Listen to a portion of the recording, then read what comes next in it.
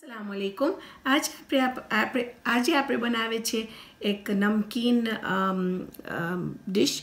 એ એકદમ કડક, એની અંદર આપણે અજમા નાખશું અને એને તમે ચાય સાથે એન્જોય કરી શકો છો, કાં તો તમે લંચ બોક્સમાં નાખી શકો છો।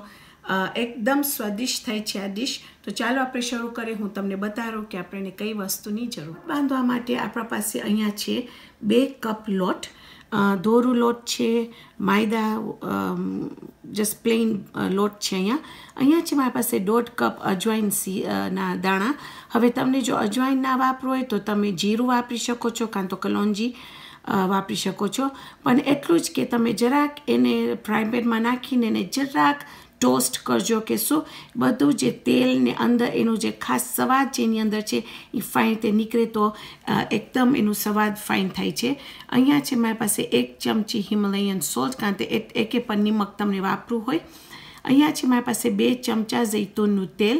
તો 1 કપ લોટ પછવાડે 1 કપ જૈતૂનનું તેલ। તો અહીંયા છે આપણા પાસે 2 કપ લોટ તો 2 કપ જૈતૂનનું તેલ। અહીંયા છે મારી પાસે પાણી। અહીંયા છે 1 કપ પાણી। પણ હું તમને કહીશ જ્યારે આપણે આ લોટ બાંધી લેશું તમને કહીશ કે તમને કેટલું પાણી ખપશે।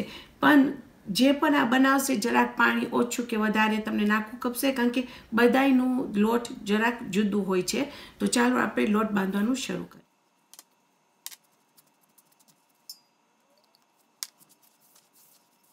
તો તમે જ્યારે તેલ નાખી લ્યો પછી એને ફાઇન રીતે તમે મસળજો હાથમાં, કે પક્કા તમે જ્યારે એની મુઠ્ઠી બનાવો, જ્યારે તમે મુઠ્ઠી બનાવીને મૂકો તો એનું આ અવિતામ શેપ ફોર્મ થાય। તો પછી આપણે આસ્તે આસ્તે એની અંદર પાણી નાખીને આપણે એક લોટ બાંધશું।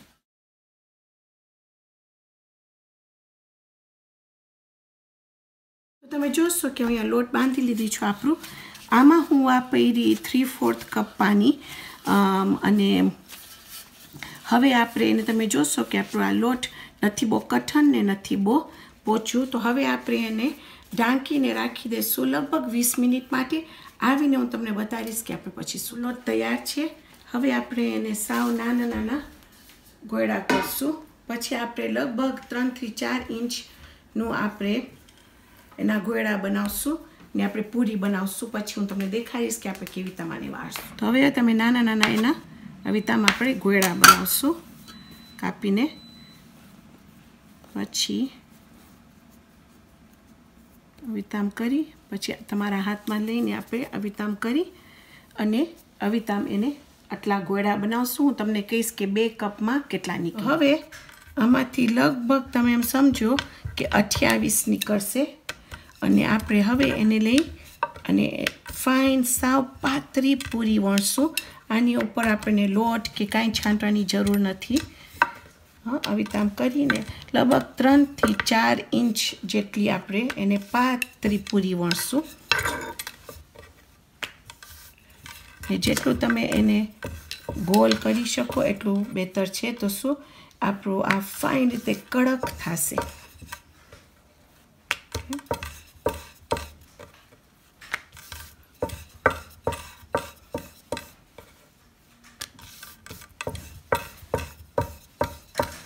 ને હું પાછું સાવ ભૂલી ગઈ તમને કહેતા કે આજે સકીના આપણે રેકોર્ડ કરે છે।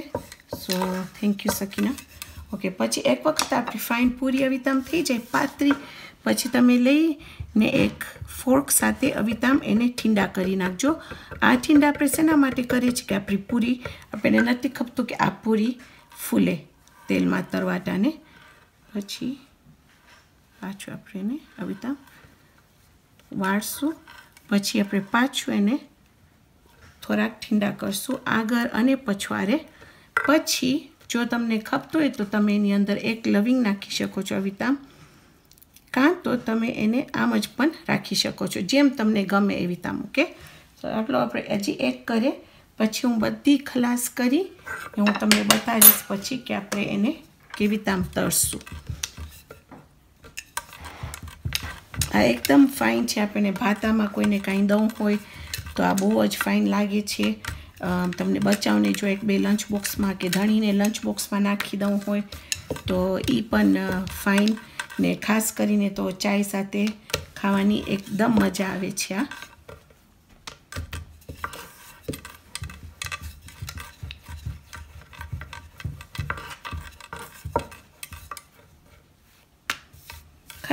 એક ખાલી મેક શ્યોર કરજો કે તમે એને બરાબર ફાઇન રીતે સાવ ઝીણી મળો. તમે ઝીણી મળશો તો એટલું ફાઇન રીતે આપણી આ એકદમ કડક થશે ને તમને આમ મજા આવશે ખાવા માટે.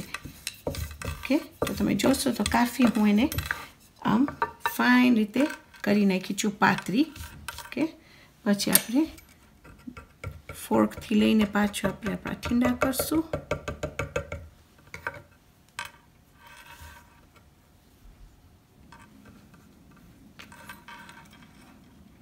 ઉપર અને નીચે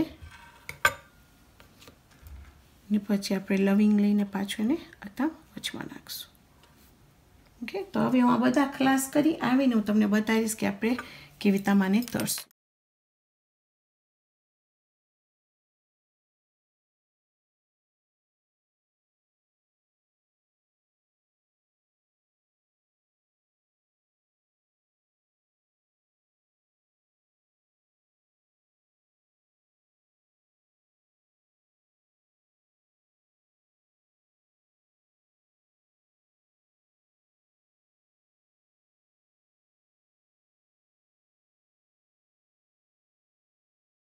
તો તમે જોશો કે આમાં હું તો શરૂ કરી છું નાખવાનું, અને તમને એટલું તમે જ્યારે તેલને તમારું જ્યારે ટેસ્ટ કરો ત્યારે એટલું જ કે થોડા તમને અહીંયા જે દેખાય છે બબલ્સ થાય છે અહીંયા, એટલું થવું ખપે.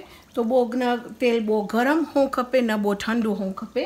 એવી રીતે આમ કરીને આપણે બધાય જેટલા આમાં ઘડશે એટલા આપણે નાખશું અને એને મીડિયમ લો ઉપર એને તળશું કે પક્કા ફાઇન ગોલ્ડન બ્રાઉન થઈ જાય, કે ફાઇન બદામી કલર થઈ જાય.